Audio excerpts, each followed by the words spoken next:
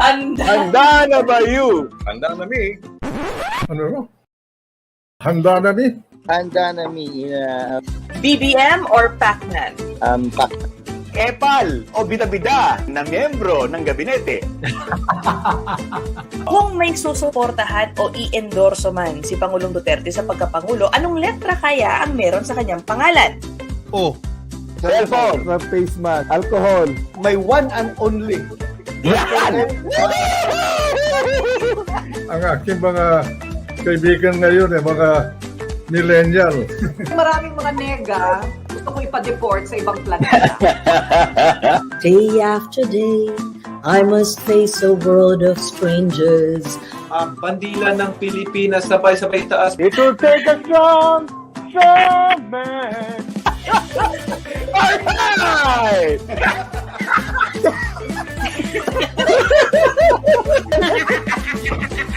Pwede bang tumayo para ipakita kung anong suot mong pang-ibaba? Ang basketball. Pakita mo, dadamayan kita kasi naka-shorts na yun.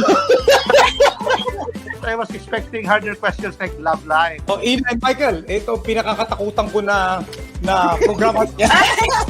Diba, it's always nice to see yung lighter side ng mga ini-interview natin. It's been a wonderful experience tong pag-guest ko sa inyong show. Ngayon lang ako nakaranas ng ganito. Matanggal na stress. Maraming salamat, lalo na sa natatat. Ratatat! Ratsadang tanong, tapatan at tarang, tahan.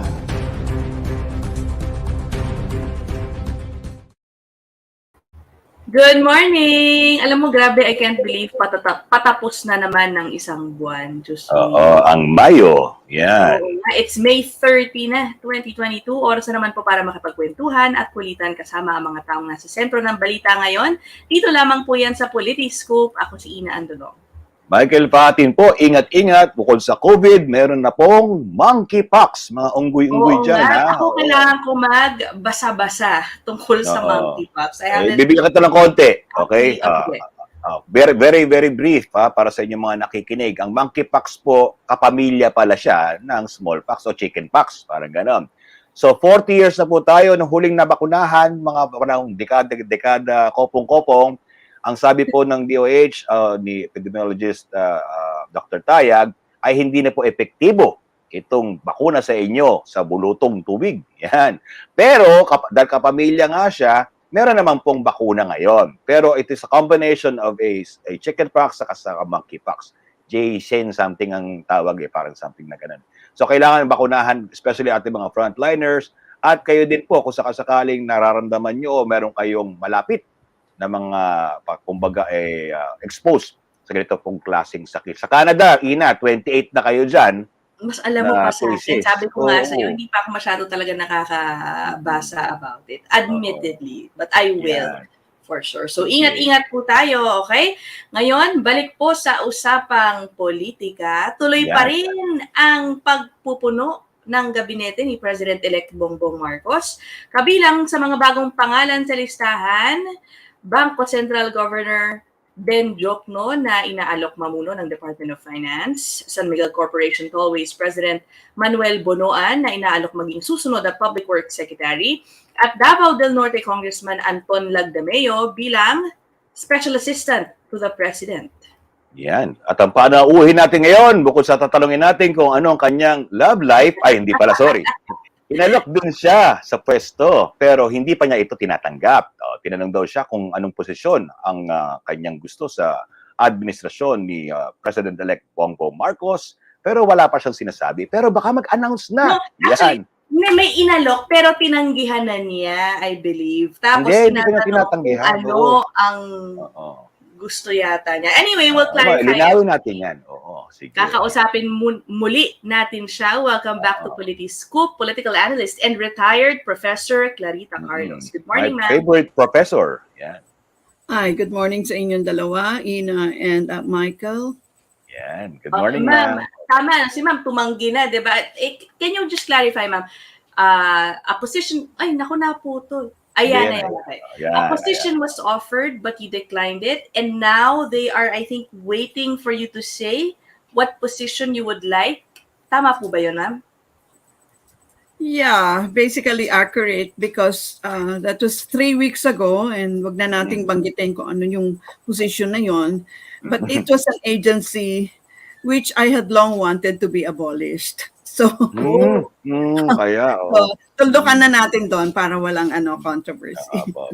Sige. I see. And now, are you going to give them an answer? Kung Well, ano ang gusto ninyo? I did indicate after declining that my area of expertise and research is foreign policy and security. So, I see. So in that realm po ang inyong pwedeng i-considera yan, foreign policy and security. And of course, ma'am, you don't, I mean, are you looking at the top level? Kasi, di ba, unang listahan na lumabas sa mga options, Secretary of DFA ang lumabas yata sa pangalan ni ma'am. But kung sakali lang po, kunyari, I mean, kasi it's not yet been officially offered, are you also open to having a lower position than Secretary? Let me put it this way. I'd rather be a decision maker rather than be on the sidelines. That will be for whatever position, and I'd rather be considered for a position where I have expertise. Ayokong dapaan, Ina and Michael, yung hindi ko alam. Ibig kong sabihin, ibo-broadcast ko yung kabobohan ko sa ating bansa. No? I don't like to do that. So, ganun eh. Ganun dapat talagang attitude, di ba? Huwag kang dadapa sa isang posisyon na hindi mo alam, bali mag-aaral ka pa lang, di ba? Mag-appoint ka doon. Hindi maganda yon dahil ito talagang on the get-go talaga yung administration at marami talagang mga challenges. And you cannot be appointing people na mag-aaral pa lang dun sa posisyon nila. So dapat may expertise na talaga yun at may years and years and years of experience doon sa kanyang ikukonsidera na posisyon. So that, generally the rule siguro. I agree. Dapat pala in-include ko yung sa ratatat nyo. Hindi uso sa inyong I will try that position. Dapat I am proficient in that position talaga dapat. No? So talagang with confidence dapat ang inyong gusto. Well, speaking of positions, ma'am, kayo, so looking at the initial names na confirmed po ng mga tumanggap ng posisyon sa incoming cabinet, how do you find the personalities na pinili po ni President-elect Marcos? I am very happy that all of them are my colleagues. They are scholars, scientists. They are very well published, and their theoretical works will find realization on the ground. So it's always good to have scholars to be considered. That's why I'm so happy that I'm being considered, including Kaloy Arcilla, who is my colleague, a geologist, Dr. Edsel Salvania, who is being considered for health, who is a medical scientist. Kasi kailangan talaga to put science in decision making, no? Hindi po pwedeng kung saan-saan ka kumukuha ng datos na hindi reliable. That's the reason why gustong-gusto ko yung mga appointments, and kaya siguro nagtatagal, talagang masusi ang ginagawang search nung transition team dito. You see any difference dahil dati parang nauna-una si Pangulong Duterte, sabi niya best and the brightest, yun ang mga unang kukunin, pero nangyari yung mga militar, yung mga kanyang mga kabrad at kung ano-ano pa po. Itong sinasabi niyo po, this is really the platform, no? If I'm not mistaken, I heard President-elect BBM say that who is competent, ang even if hindi siya kaalyado, if they will bring their expertise in the forum of the cabinet, parang ganon, yun ang kanyang iko-considera. So, may fruition po ito sa sinasabi po ninyo.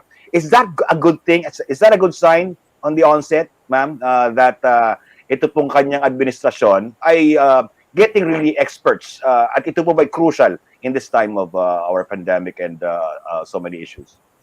Yes, it is an excellent platform for choosing who is going to work with you in the cabinet. And by the way, this is not new. His father, President Ferdinand Marcos, did the same thing.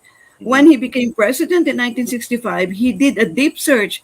Hindi niya kilala sa Velasco, who is an energy czar.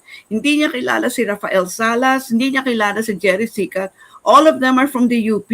And we know he did the search in the best universities. So parang inulit lang ni President Bongbong Marcos yung ginawa ng tatay niya, no? In 1965, which is an excellent platform.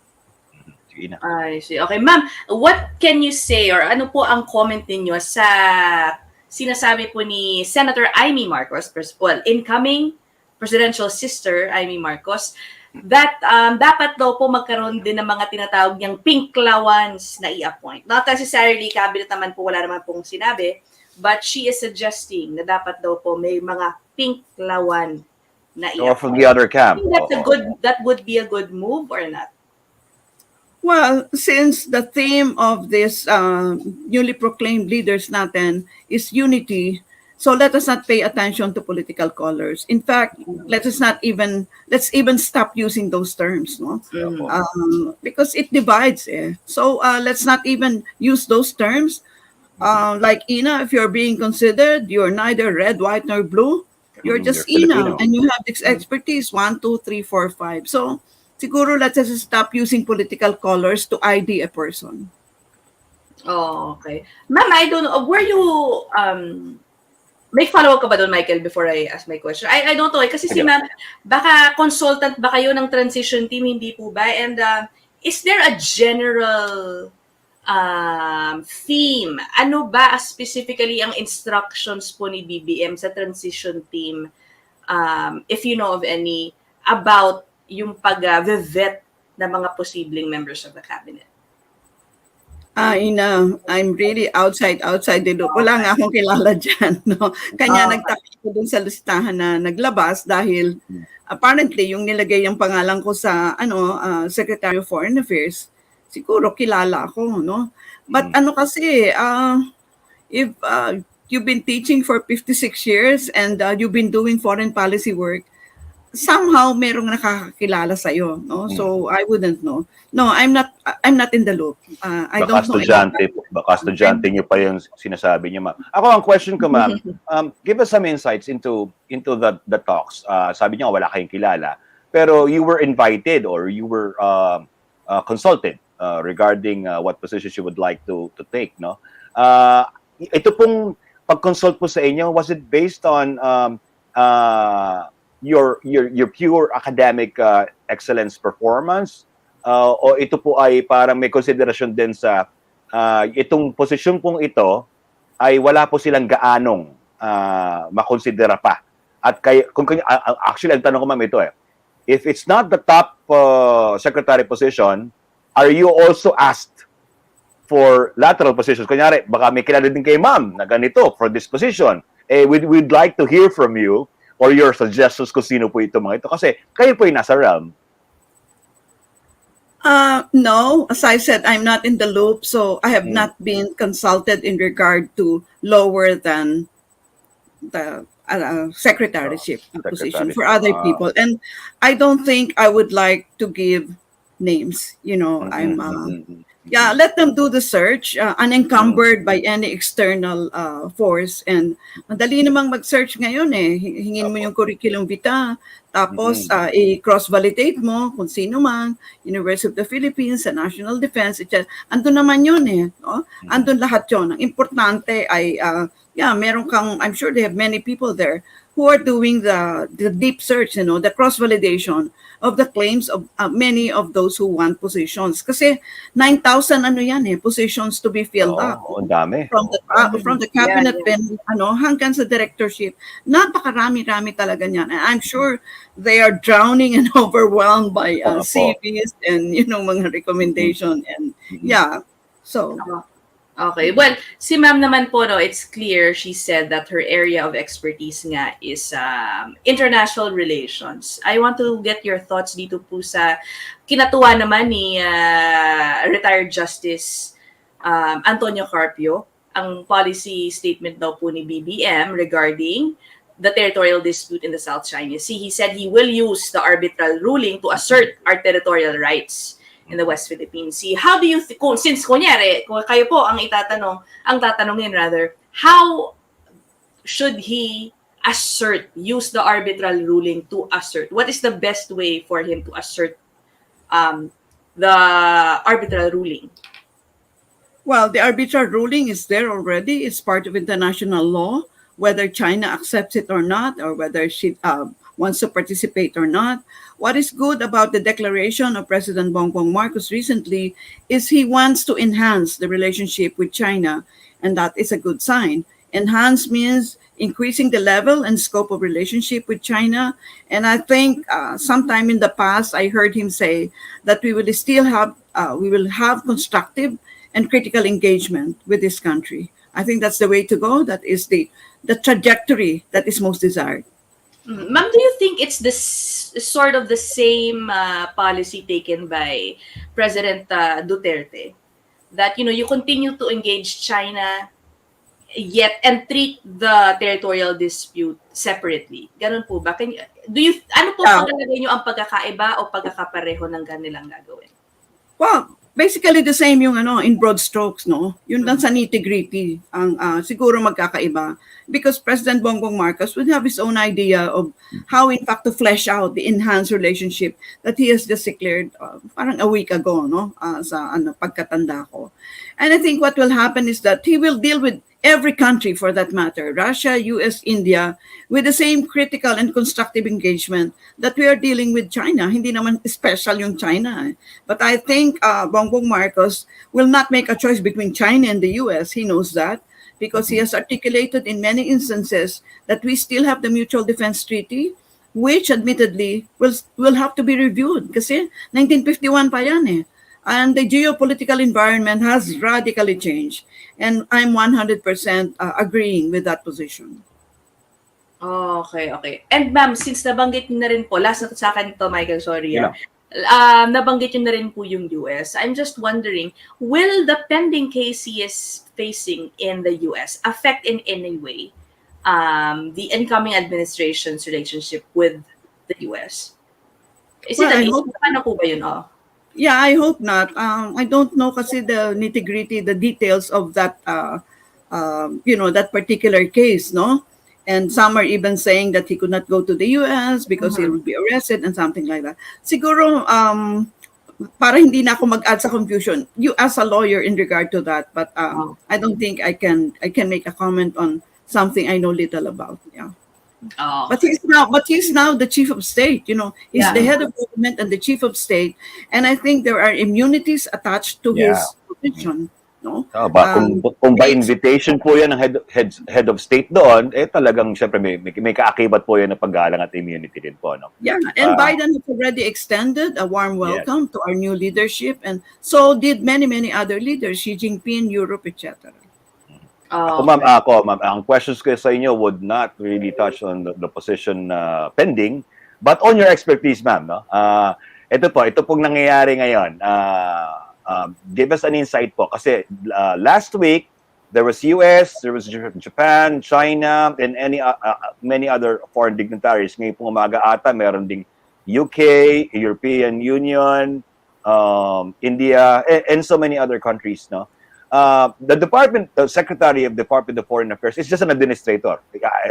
Correct me if I'm wrong, no? But the policy is really the president's. Parang ganun po.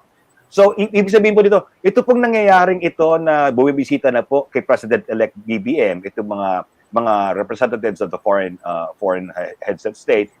Dito po ba pwede na magkaroon ng konting insights na pag-uusap at magkaroon tayo ng konting insights din ng magiging leadership po and magiging foreign policy po ni President-elect BBM? Yeah, these are all courtesy calls by India, yung mga ambassadors na na-mention ninyo. But usually, maiksi lang yan eh. Kaya as courtesy calls would be, wala yung discussion on policy. So it's really about, renewing the friendship with India, with Europe, with Germany, etc. like that, with China. No, wala pa siyang mga policy discussions kasi yan mangyayari in another venue. And pag nakaupo na si President sa June 30. And you are correct, the Secretary of Foreign Affairs, if I am there, I will not articulate policy. Ang magagawa ng foreign policy, the chief architect is President Bongbong Marcos. As Secretary of Foreign Affairs, you're you're like an interlocutor, no? Kasi the 68 embassies and 126 consulates are under your administrative jurisdiction. Yan ang bibigay ng input from the ground. Tapos, i-digest mo yan, i-integrate mo yan, ilalagay mo sa isang policy brief, i-brief mo si Presidente. He makes a decision. Ganon yun. Ganon yung flow ng decision making. Hindi ako decision maker insofar as foreign policy is concerned. It is the President of the Republic. Siya pa rin. Para pong si Pangulong Duterte, pag nagsalita, syempre yan, salita lang po niya, tapos magpapaliwanag si ano. Salita. Pero ang salita po ng isang Pangulo, mabigat. Diba? It carries weight because parang foreign policy na po yung kanyang minumutawi. Kaya kung may kapaglilinaw man po, yun po ang lilinawin ng Secretary of Foreign Affairs. Yes. Tama po. Kasi ang President of the Republic is the Chief of State as well as the head of government. Whenever he makes any declaration, he's making a commitment for all of us, 110 million Filipinos. Ibang-iba, di ba? Because the position endows him the power of Chief of State and head of government. Di ba? Nakita mo, because sa Great Britain parliamentary system, si Queen Elizabeth ang Chief of State, pero si Boris Johnson ang head of government. Nakita mo, magkaiba. Pero sa atin sa Philippines, kasi presidential tayo, President Bongbong Marcos is the Chief of State. He is also the head of government. Kasi nagkaroon dati ng problema dyan, Ina, Professor Clarita, naalala niyo, nagsalita din si spokesperson Roque, tapos parang nagtatalo sila ni DFA Secretary Locsin na, wait, parang ano, di ba parang si Pangulo ang salita niyan, you have no right, even if you're a spokesperson, di ba, you're not the head of state which can deal with such foreign policies, parang ganun po yun, naalala ko lang po. No? So, ito po yung pinapaliwanag niyo, tama po ba? Yes, walang business yung Secretary of Foreign Affairs to declare foreign policy. Pero kung magde-declare siya, sasabihin niya, according to, yan, parang gano'n. According to President Bongbong Marcos, no, if at all. No? Kaya si Harry Roque, bilang spokesperson, wala din siyang business to declare anything on his own kasi siya lang ang megaphone ni President Duterte. Binobroadcast lang niya to a bigger audience, no? Dapat yung boses ng galing. Since again, this is your area of expertise, what do you think is the most important or ano dapat po ang i-prioritize na foreign policy issue? Anong issue relating to international relations rather ang dapat i-prioritize po ng administration? Kasi ang foreign policy at domestic policy, magkadugtong yan eh. Isang spectrum yan, no? Kanya yung foreign policy mo becomes relevant kasi nakadugtong siya sa domestic policy. And I think because the economic team and President Bongbong Marcos will deal with jobs. Yan ang papakialaman nila for the next 100 or so days. Then they also have to deal with 10 million Filipinos and they have to rethink, they have to reconfigure whether we would like to continue with this kind of configuration or whether we would like to shift gear. So nakita mo, magkadugtong yung istorya ng foreign and domestic policy. No? And the reason why we have foreign policy is because we want to enhance what is happening here in the domestic field or we want to fill up something which is a deficit in the domestic arena. No? Kasi parang sa mga iba kasi na hindi nila naintindihan itong dugtong na istorya na to, parang foreign policy is in another box. Actually, continuum yan. No? Foreign policy. Parang multiverse sa iba yan eh. Oo, akala nila talagang hiwalay sa mundo natin dito. Parang Michael, yung people when I ask questions about geopolitics and foreign policy, it's everybody's concern. It is not my concern as political scientist dahil pinag-aagawan tayo din sa region. Palagay mo ba concern ko lang yon bilang guro? No. Concern ng lahat ng mga Pilipino, 110 million of them. Ang ginawa ko lang, sinentro ko lang sa attention ninyo na, can you please pay attention to the Quad, the AUKUS, yung Indo-Pacific Economic Partnership, the RCEP, etc. Sinentro ko lang, so parang biglang nag-iba yung conversation, di ba? Dati-dati, we're just dealing with domestic things and dinugtungan ko siya sa kaya hindi ba, suddenly lahat na nag-research sa Quad and I like that. I like people. Yun nga, nag-Google naging most search word ata siya, hindi pa alam yung spelling Professor, ito ibaba ko po ng konti, no? Sana matumbok natin din, dahil heavy. Sabi, kayo na po umamin. Parang ako rin parang gano'n parang lahat Google Idikit po natin. Nagpahayag po kayo na kung sakasakali, itong education na napapamamunuan ni Mayor Inday Sara, Vice President-elect, ipag-isahin itong CHED, TESDA, parang gano'n po sa edukasyon. Sa inyo po ito rin, no? Akala nila ang Foreign Affairs Secretary nasa labas lang palagi ng bansa, no? Parang ganon, na parang siya yung nakikipagano sa foreign policy. Pero dikit po ba rito? I really am wondering, siguro 50% lang ang aking knowledge dito.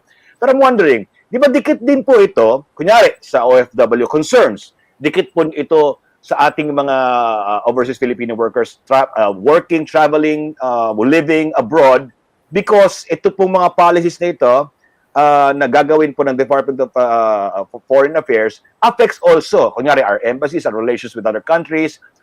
Ipapatupad mo, ito napaka-basic po, no? Ipapatupad mo yung karapatan ng mga ating mga health workers or mga kasambahay na nasa abroad, yung mga nagtatrabaho doon na kung what have you. Ito po idikit at maaring direktang maka-apekto sa kanila. Tama po ba yung ganong assessment?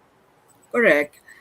If you will notice, each of the department is not a silo. Hindi siya pwedeng mag-isa lang siya na, no? Kasi nakadikit siya sa Department of Labor, nakadikit ka siya sa health. Remember, itong pandemic, di ba? Yung health talaga.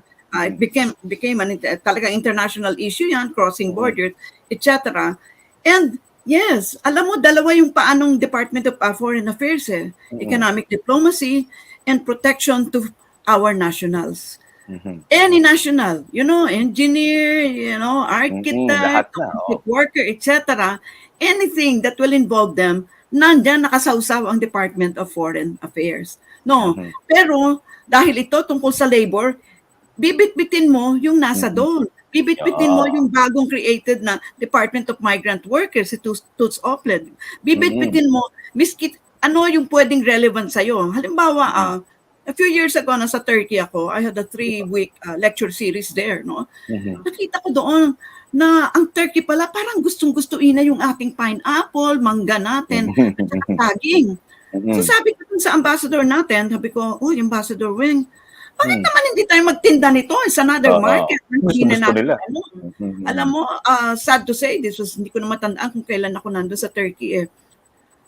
Merong umuupong agency dito tungkol sa economic agreement that will open that channel. Kasi kailangan mong may magbukas ng gripo dito. Nakita niyo na hindi tayo makatinda ng mga gustong-gusto ng mga Turks kasi meron ditong umuupo doon sa gripo. Kailangan buksan niya yung gripo para magkaroon ng economic anong tawag nito? Memo of agreement or memo of understanding, whatever that document might be, to open the selling of fruits and goods to Turkey. And Turkey gusto din mag-sell sa atin, hindi ba? Kailangan magbukas yan. Pero yung gripo, nandito sa isang ahensya. Siguro, hindi ko na nga matandaan, Michael, kung kailan ako nasa Turkey, parang 3 years ago, no? Kailangan buksan yung gripo dito para dumalo yung mangga, no? Nakita niyo yung relationship, Ina, sa sabihin mo, pauwi na nga natin yung mga pinapatay, minamaltrato, kasi sila galing sila sa Mindanao, sa Visayas. Pagtanimin natin sila ng mga paminta, itong mga gusto ng markets. So hindi na sila, nakita mo, hindi na sila hindi na sila umalis pa. Workers. So kitang-kita yung tugtong ng domestic at saka foreign, di ba? Pero ayusin mo yung bureaucracia dito. Yun, bureaucracia. Hindi pwedeng tali ang kamay ng ambassador na hindi siya makapagtinda, no? Dahil nga yung gripo nandito sa Pilipinas, nandito sa local agency. And it's just a matter of talking about it and opening yung faucet o yung gripo na sinasabi po ninyo para magpatuloy yung daloy ng tubig o yung daloy ng oportunidad. Parang ganun. Malinaw yan, guys. Kanya kanina, Michael, ginamit ko yung term interlocutor. Gitna ka So, puntahan mo tong agency na to, no? Huwag na natin siyang i-name. Baka magalit sa akin. At ipagsubkong mo yung Turkish ambassador yung ambassador natin sa Ankara, kasi nandun yung ating embassy, at yun, at mag-usap tayo, bakit ba ayaw buksan yung gripo na yan? Hindi tuloy tayo makatinda nitong mga produkto na to. Because when we sell all this, pineapple, banana, etc., mangoes, we create jobs here, di ba? Exactly, opo. Jobs here. Nakita niyo ba yung mga pineapple? Kasi palagi ako nasa Tagaytay every weekend because my house is there. And nakikita ko minsan yung pineapple, nakagyang-yang lang dyan sa daan. Katuwang-wang, ang dami natin ganyan sa Baguio, sa Ina, kung magkano yung ganyang kaliit na pineapple na siguro mga 20 pesos lang dito sa Mahogany Market sa Tagaytay. parang 350 pesos. Di ba nakita mo akong, Evento doon, no? diba? Ang laki, no? Yan. So, yan. Sana, ma'am talaga kayo ay isa sa mga mabigyan talaga ng enlightened position there para mabuksan ang mga gripo. Yun pong binabanggit namin dito, guys, no? Ito pong foreign policy, it's not just, yung sinasabi po ni Professor, hindi lang siya sa international. Kasama siya sa ating domestic concerns na maaari magbukas sa ating oportunidad. Ako may question ako, ma'am, before we go. Kasi ang dami ng tinatanong, ang dami ng mga interviews, pero allow me, Ina, I'd like to get back dito sa historic, yan, parang gano'n, no? Yung debate po na kung saan kayo ay panelist, no? Nagsulat ako ng bullets dito, eh. Primarily what caught my attention is your word na yung predicting leadership decision making sa mga class po ninyo, no? Your question was aimed at gauging his leadership, yung tanong niyo po kay President-elect BBM, and the quality in the field of foreign relations, which you are an expert in leading the country as a whole, no? May I ask you, ma'am, if you were asked the same question, no, to gauge your leadership style naman in a cabinet position, particular ito sa foreign relations, what would your answer be? Doon sa question po kay Bongbong. For context na po, ang question niyo po sa kanya ito eh. Are you an optimist or a pessimist? 1. 2, are you a risk taker or low risk taker? 2. 3, are you a Machiavellian? Kung kayo po ang tatanungin, if we were to gauge your impending leadership style po, ano pong sagot niyo po dito? Siguro konting chismis din sa kwento na yan. Sige ba? Sige ma'am, mag-martes tayo. Nagbabalot, akala ko end na ng program kasi gabi na noon eh. Ako baka anong oras na yun, ano? Siyempre, nagbabalot na ako ng bag ko, ganyan, binubunog na. Kasi we were ready to leave, no? I was really ready to leave kasi lampas na niya ng pagtulog ko. Tapos nagpunta sa akin si Karen Jimeno, sabi niya, ma'am, there is, sabi ng floor director, merong time for one more question. Ikaw yung magbibigay. Sabi ko, oh my God! Siyempre, binulungbon ko na yung mga bond paper ko. Sabi ko, naisip ko, alam nyo, nagtuturo ako ng graduate course on elites in politics. Ang elites in politics, talagang dinidiscuss natin yung personality, leadership, etc. And there is no way to predict leadership style. But there is one way called the operational code. No? Ang operational code, yun ang mga tinanong ko doon kay Bongbong. Kasi siya yun ang last na na candidate na tinatanong eh. Yung high risk taker, yung optimism, Machiavellianism, yan, you can embroider them together, you can crochet them together to form what is called the philosophical and instrumental belief system of a leader. If you can do that, then you have some fairly good predictive capability to know how Bongbong Marcos is going to decide in regard to these things, etc. And therefore, if you want me to apply that to me, well, I'm basically an optimistic person, and I'm a high risk taker, and I'm Machiavellian. Okay, Machiavellian is talaga bubunuin ito ng even political scientists up to now. Hindi ko lang Machiavelli is the prince and the discourses. It's really about how to retain your power. But the political leader has to have the moral imperative. Dapat siya must be of probity. Hindi siya dapat criminal, hindi dapat siyang masama ang katauhan niya. At dapat nababasa niya yung public good. So it must be, kanya yung Machiavellianism, maraming tumugi sa akin to na mali daw ako, na wala daw good part of Machiavellianism. Ang challenge ko sa kanila, well, you read The Prince first and the Discourses by Niccolo Machiavelli bago kayo makipag-debate sa akin. Otherwise, you zipper your mouths, you know? Makikipag-debate ka sa akin, hindi mo pa nababasa yung dalawa na yan. Baka po kasi, ma'am, baka po, Prof, pag sinasabi lang, yung word na Machiavellian, which has taken a new form, hindi yung mga sinulat po ni Niccolo Machiavelli, no? Which is, good governance, para ganun sinasabi niya. How to retain power, no? Para how to, ano ba ito? Parang pagpapatuloy ng isang panunungkulan sa ikabubuti. Hindi yung Machiavellian na parang narcissistic ang dating, parang ganun po. Yeah, because you can read The Prince and the Discourses two ways. Kanya nga hanggang ngayon, binubuno pa yan ng political scientists. Meaning, there is no one way to interpret Machiavelli. So if people say that, then I'm going to challenge them. There are many, many ways. I-search in your literature, and you will find that there are as many political scientists who have different interpretation of Niccolo Machiavelli, but they are all deriving from the prince. Yung discourses kasi subsequent writing niya eh. Kasi siya advisor siya noon ng mga Medicis, in Florence, sa Italy noon. Now, of course, wala pang Italy noon. So he was advising the Medicis. And dapat kasi para maintindihan yung political thinking, Michael and Ina, tignan mo yung environment during which time the political theory was conceived and was crafted. Diba? You want to understand Karl Marx, intindihin mo ano yung istorya at the time na sinulat niya yon. So the same here. Kaya lang, because Machiavellianism has taken on many, many forms, diba? Parang para sa isang tuso yan, yung walang moral compass, no? Halos criminal na, yung it's better to be feared rather than to be loved. May context din yon, no? And to use any means to achieve a goal, may context din yon. It is within legal bounds. So nakita niyo yung differences and the nuances. That is why I don't like to debate with anybody who has not read the prince and the discourses. Yes, ma'am. O sige, going back to the same question asked you today, sabi niyo, you're an optimist, you're a high risk taker.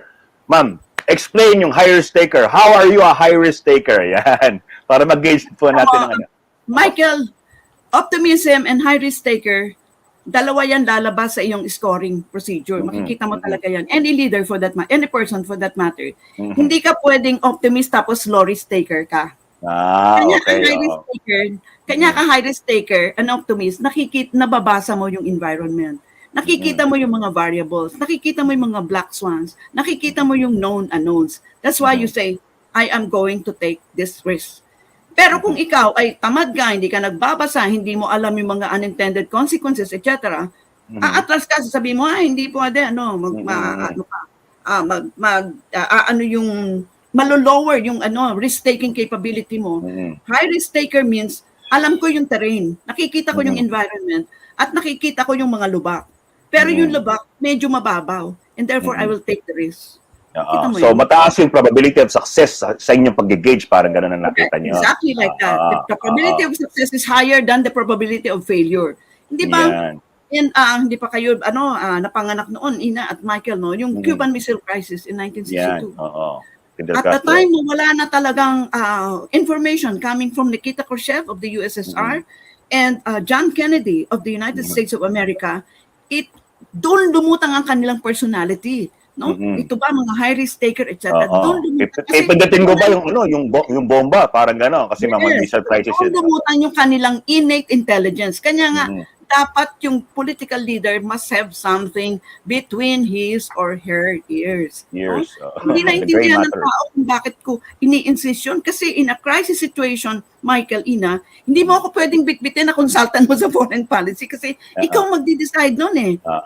And your decision will affect not only the United States of America, not only the Union of Soviet Republics ng Russia, but the whole world.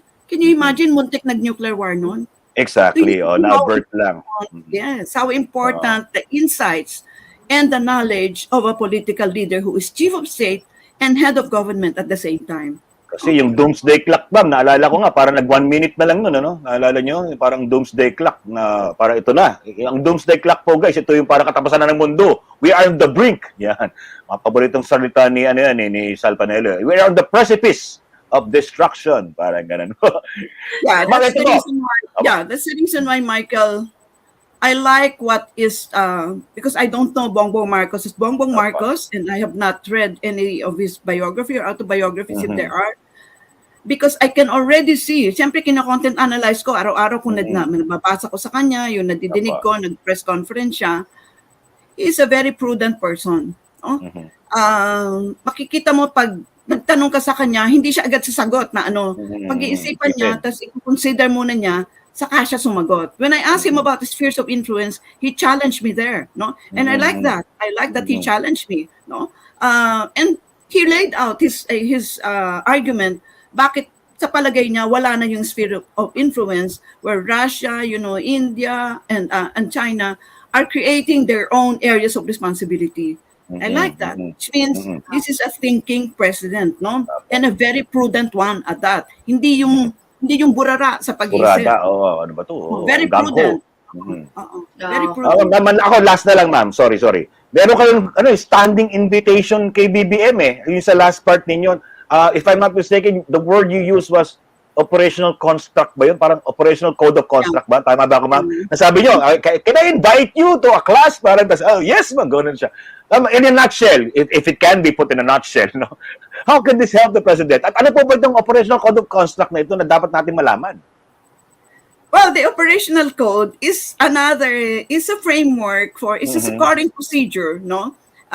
Involving mapping out the belief system of a leader, yung instrumental and philosophical code niya, and it has been used by many PhD dissertations, no, na naging libro na, to study a leader, Mahatma Gandhi, Johnson, Lyndon Johnson, even Vladimir Putin. They are being used as a framework of understanding of mostly PhD students in political science. Noong umakyat kami sa stage, kasi kinukongratulate namin yung mga kandidato, nirepeat ni President, siyempre hindi pa siya President noon, sabi niya, I will accept the invitation to go to your faculty center office to discuss about the operational code. And I said, yes, you're most welcome to come to my faculty center office. Yeah. Happy yan, ha? Dahil ang marites dun sa nangyaring debate. Yan. Maramay palang marites si Ma'am Professor dito sa nangyaring. Kaya pala kayo ay nag-cramming, pero yun, gumanda naman po. No? Nagkaroon tayo ng insights into... Pinag-usapan na tanong ni Ma'am, I believe, during that debate. Exactly. At sabi nga ni Ma'am, ako, I will just zip my mouth. Nakakawali pa ako nang sasabihin. Hindi, Ina, magbasa ka muna para maganda yung talakayan natin. Diba? I acknowledge it. I will. Kasi ang scholar kasi, palaging bukas ang isip mo, na magbago ang isip niya. So, pag ako ni Ina, at nagustuhan ko yung kanyang compelling argument, bakit hindi? Sasabihin ko, Ina, gusto na ako sa mo. That is the role of a scholar. Hindi pwedeng scholar. You cannot be a bigot. Bigotry and scholarship, they cannot be in the same sentence. No, because a scholar is humble to be corrected. Is always humble to be corrected. If you don't want to be corrected, alam nyo na kung anong profesyon nyo if you don't want to be corrected. No? But we are always ready to be corrected. Gustong-gusto ko sa klase, Ina, yung chine-challenge ako ng estudyante. Pero pag challenge mo ako, wag ka lang nagpapakyut, kung hindi mo unahin kita, yung masakang arguments, kung bakit, because it's the nature of education. I don't have the answers. Malay mo, kung meron kang argumento na hindi ko nakita, then challenge me, argue with me, like a scholar would, no? Ideas lang naman na nagbubungguan, Michael, Only the ideas are nagbubungguan. Unfortunately, minsan sinasama mo yung tao sa ideas, di ba? So nagsasabi ka na ng masama sa tao. Wala, ideas lang dapat ang magbungguan. Hindi yung tag doon, yung personalidad yan, parang gano'n. Ito, bago tayo, Ina, kasi... I just have one question before we go sa result. This just needs to be asked, I'm sure, kasi maraming gusto ng update dito sa issue na to, ma'am. Have you resolved, iba na to nothing to do now with BBM. Have you resolved your issues po with the UP Pol-Sci Department? Are you now seriously considering taking your options under the cybercrime laws? Ang sinabi po ninyo, ano na po ba ang update dyan? Well, I think you read my response to the notice of my department, where I had been a professor of political science for 56 years. And unfortunately, hindi ako nagturo ngayon online for 2 years because I don't like to teach online. And therefore, wala akong appointment as a retired professor. There was no reason to claim that I'm active when I am not, because since 2011, I retired na ako, and I have like 10,000 interviews where I have never admitted my claim I am active. It's simply idiotic and sheer lunacy to make that claim. But I'm just so sad, that certain people in that department, I found out later on, and yung collective pala, ilang piraso lang sila, pero ginamit nila yung word na collective, that they have now styled themselves as the thought police ni George Orwell. Alam mo, ang thought police ay these are people who will silence you, who will cancel you, who will condemn you. In some, they will put you to death in that novel of Orwell. Ang title ng novel niya, 1984. Supposed to be futuristic yon. And that works in an authoritarian regime. We are not in an authoritarian regime. We are in a liberal democracy. There is no room for the kind of pagbubusal na ginawa ng department sa akin. I have said my piece, and sila yung umatras, ayaw nilang makipag-meeting sa akin para malaman ko kung sino ba sa inyo yung nag-aakusa ng ganyan. Parang umatras naman sila. So, as an ordinary citizen, tulad ng sinabi ni Ina, I will take, there are laws that will protect me as an ordinary citizen.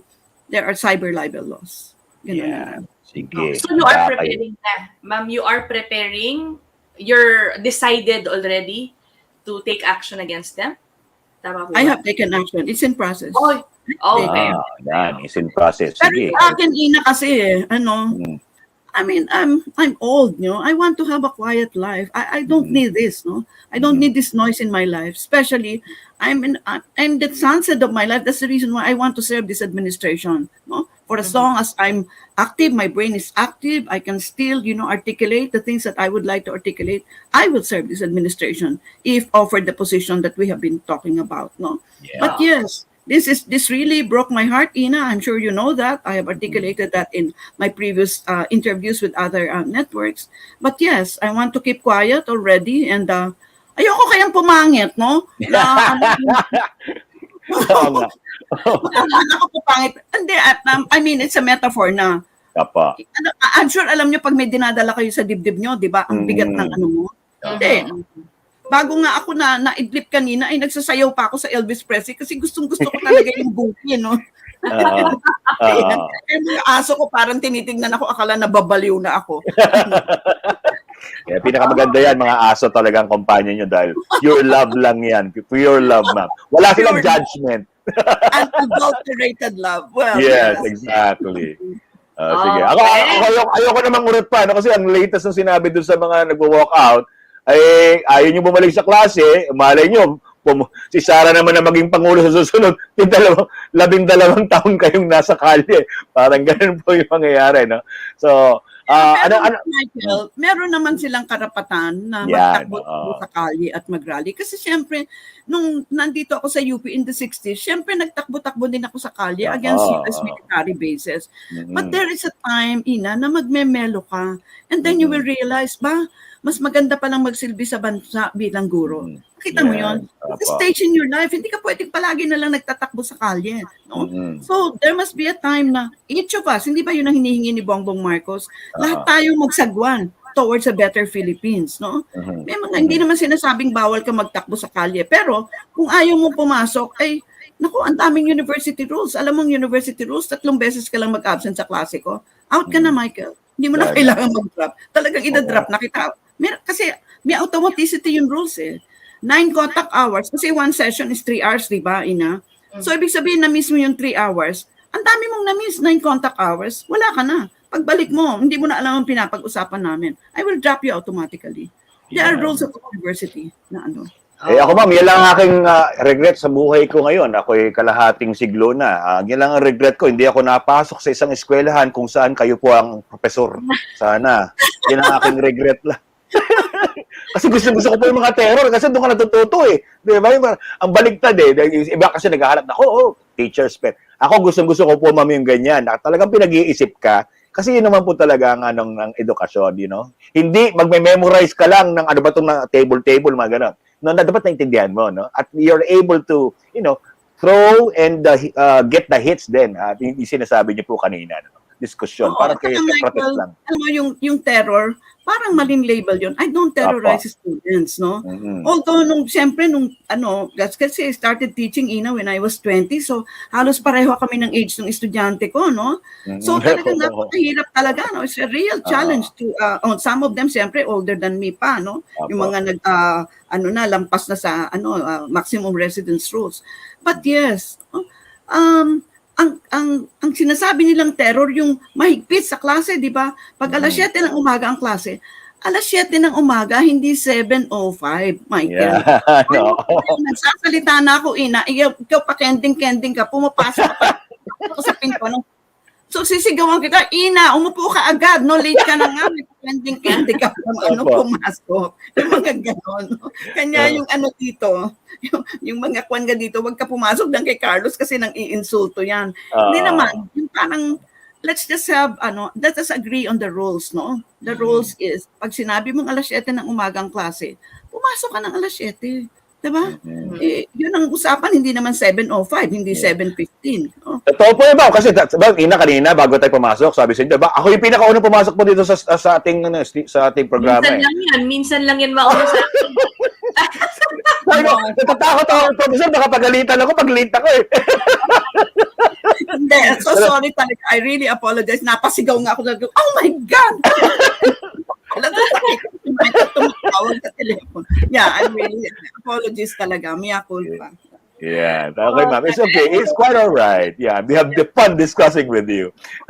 Sige na. 11:04 na. Ating natatat dahil past 11 na. Okay? Sobrang sarap ko. Alam niyo yan, ma'am. Oo. Oo, nakaratatat ka na, ma'am. Nakaisa ka na dyan. Ganon. Sige. Sige, game. Ina, paliwanag ulit. Refresh the memory. If you saw the teaser, sa start po. Yeah, I did. And, parang hot seat, di ba? Parang hot seat, gano'n. Yeah, pero parang gano'n. Mga light issues lang naman. Yeah. I hope I don't fail. Yeah. Ayan. Hindi, ma'am. Flying colors to sigurado. Sige. If you answer truthfully, ha? Ratsyadang tanong, tapatan, at tarantahan. So, mabilis ang tanungan at sagutan lang po ito. Remind mo na lang si ma'am sa kanyang sasagot sa ating kasi minsan lang kami nagbigay ng bonus. May bonus bang question sa inyo kasi talagang so interesting. Sige, ma'am. Magsisimula tayo ng ratatat. Kapag tinanong namin kayo ng millennial question, handa na ba you? Kapag sumagot po kayo ng handa na me, doon tayo mag-i-start. No? Sige, Ina, tanongin na natin. Professor Clarita Carlos. Handa na ba you? Yes, handa na ako. Ratatat! Ratsadang tanong, tapatan, at tarantahan. Okay, the first segment is pili nuts. Pili lang po kayo ng isa sa ating sasabihin. Okay, which is more important, skills or degree? Skills. Yeah. IQ or EQ? Both. Both. Okay, the mind, the heart, or the soul? Yeah. A composite. Yeah. Gumagawa ng sarili yan si ma'am. Sige, go. A library or a garden? Yan. Library. Okay, ito naman po. Both of fish, meron si ma'am niya. Lagi pag binibisita ko yan, in-interview sa bahay niya, pareho siyang may library at may garden. Sige, go. I see. Ito naman po, ano po ang happiest experience sa inyo? For you, being a student or being a teacher? Always being a teacher. That is my lifelong passion in life. Okay, go Michael. Sige, charot o trululu? Ang charot po, hindi totoo. Ang trululu, totoo. Yan, gets nyo, mama? Sige, charot o trululu? Unang tanong, do you think a one-world government is possible in the future? Maybe. It's a long shot. Ano ba yung sagot? Nalimutan ko. Charot o trululu? Charot na trululu, totoo. Yeah, trulalu. Yeah. Yeah, no. Second question. Do bashers affect you? No. Charot. Charot. Okay. Do you usually hold your patience or you tend to fight back? I tend to fight back. So, trulalu. Yeah. Do you believe in the golden years of martial law? Yes, if you look beyond the military and police atrocities, bureaucracy, energy, etc. Yeah, true po yan. Do you think that the 31 million votes of President-elect Bongbong Marcos could mean pardon or vindication or a referendum of the Marcos family? Maybe. There are many publics, so it's neither yes nor no. We don't know. We have to ask them. Charulalu ang tingin niyo doon. Ito na yung bonus questions. Inauna ka. Straight, ano ang tawag dito? Straight up answers from Professor Carlos. Yan. Bagong segment eh. No? Sige, Quick go. answers lang po to, Mama. Do you believe in reincarnation? Yan. Yes.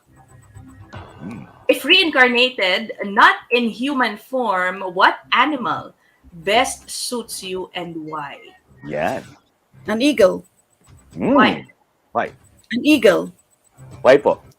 Eagle. Why? Why po? Why? Because an eagle can perch from the top, can see the whole environment, and can swoop down and devour. Yan. Yan! Ang ganda! Kumpiyasahan na naman ako yan.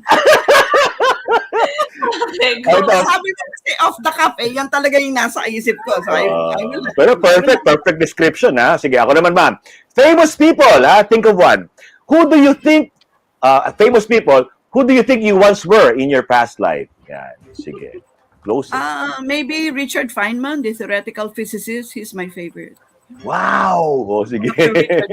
Right. Zip my mouth again ako. Hindi ka... Okay, ano naman. Sige, go. Famous people pa rin po. Strong, independent, and powerful woman. But what makes you cry or make your heart melt? Yan. Sige. When I see injustice, like when Kian was killed, you know, that boy The kid, who was pleading for his life. I didn't go to the alumni awards because I was crying and crying all the time. I couldn't go to the awards. That really broke, and I didn't even know the child, you know. Injustice will really break me. It will break my heart. Go, Michael. So, ako bigla ako natigilan na doon. Sige. Sorry. Saan ba ako? In foreign policy, yan. What are the best attributes of a foreign affairs secretary? Deep knowledge of international politics, the dynamics of interstate relations, and a lot of goodwill and understanding of our partners all over the world. This is the last question and this is good. Ina, go. No, go, Michael. Ikaw na, go. Take it. Ayaw mo ha? Sige. Last question ma'am. Do you have what it takes to be foreign affairs secretary? Of course, hindi ko siya tatanggapin if I have a deficit in that regard. That's the reason why I said ayokong dapaan yung hindi ko kaya. So, Parang nadulas ka, hindi mo tatanggapin. Ibig sabihin, tinanggap mo na ba? No, I mean, this is just a general statement that any position offered to me na hindi sa area of expertise ko, I will decline because hindi ba sabi ko i-broadcast ko yung kabobohan ko sa buong kapuluan na hindi maganda. So, dapat ikalat ang katalinuhan na lamang. Huwag i-broadcast ang kabobohan. Tama ba? Huwag mong gamitin yung kabobohan, baka may magalit na naman sa atin. Thank you, ma'am. Thank you. Magpakayalis mo na. Thank you. Ratatak! Ratsadang tanong, tapatan at tarang, tahan. Thank you very much, ma'am. Akala ko magtatanong kayo sa mga Korean, Oh my God. Sabi ko, tatanong ko sa akin, love life. May love life pa ba ang Ma'am Clarita? Siyempre, kasi I have 4 grandchildren and 1 great-granddaughter and yan ang aking, ang pag-ibig ko sa aking mga apo at sa super apo ko. So, yan. At yung aso, huwag kalimutan yung aso. Siyempre, naku, Diyos mio, sa aking mga aso na nanonood sa aking pagsasayaw. Salamat. Yeah. Thank you, ma'am. Always a pleasure having you. Thank you po. Thank you so much. Thank you for inviting me, Ina and Michael. Good morning. Yeah. Morning po. Okay. Ayan. Nagtahulan yung mga aso ko. Sabi siguro nila, may iba ka lang mahal. Hindi, aso ni ma'am yun. Hindi kayo. Kala iiwan ko. May mga sepangs to eh. Siloso naman yung mga yan. Yan yung guest, si Retired UP Prof. Clarita Carlos. Okay. Naway marami kayo nakuhang insights, no? Medyo may malalalim, medyo binaba namin, medyo kung ano man. Pero yun nga, sinasabi po namin talaga, makinig kayo sa ating ding mga hindi nga matatanda, nakatatanda. Yan, ha? Kasi, yan, marami experiences din, no? Tapos minsan, sasabi nga ni Ina, minsan zip it, minsan talk about it. Para mas maigi Ako I'm tayo. not ashamed to say na, ayaw ko na magsalita, wala akong masyadong alam dyan. Ganun talaga ang buhay, di ba? Anyway. Pag-usapan natin ng buhok ni Ina, para magkanta isa pang oras pa rito. Pag-usapan natin ng buhok ni Ina. Gusto nyo ba ang style ni Ina? Tweet us, subscribe, at tignan nyo kung anong bagay sa kanyang buhok. Parang feeling, sobrang pangit ba? Parang okay naman siya. Yan. Pag babae pinag-usapan mo, buhok talaga. Buong araw pa din natin pag-usapan. Ang ganda, ang ganda. Huwag mo na nga kung ayaw ang mo ganda. siya. Ang ganda nga. Ang ganda nga, bumata ka ng mga 5 years. No? May patwitams no? Wala ba kang babasahin dyan, Ina? Wala eh. Mahina. Sige, go. Sige. Pero mahina ang mga commenters. But anyway. Sabi siguro na, huwag tayo mag-comment, baka bigla tayong balikan ni Professor Carlos. Talangin tayo about foreign policy. Okay, CJ! Go to our quote of the day, CJ. Ayan, ito po ang quote of the day. Yan. Love of country includes love for your people, even those who disagree with you. Kasi kapag mahal mo ang Pilipinas, dapat mahal mo rin ang bawat Pilipino. Hindi lang yung mga sumasang-ayon sa'yo. Yan, I think it's really clear. Okay. Okay, marami pang mga quotes Kung nabibiting kayo sa isa, si Michael, magpunta lang po kayo sa Twitter niya or nyo rin sa Facebook. Napakarami doon. Michael Fajatin kuda. Parang gano'n yan mga kuda. May mga marites din doon. Kung gusto niyo ng mga chismis, maglalagay nga ako ng mga marites din. Okay, that ends our episode this Monday morning. We will see you again on Wednesday. Ako po si Ina Andolong. Michael Fajatin, stay safe, guys. Bye! Love ya! Ang Coronavirus Disease 2019 o COVID-19 ay isang nakakahawang sakit dulot ng bagong diskubre na coronavirus.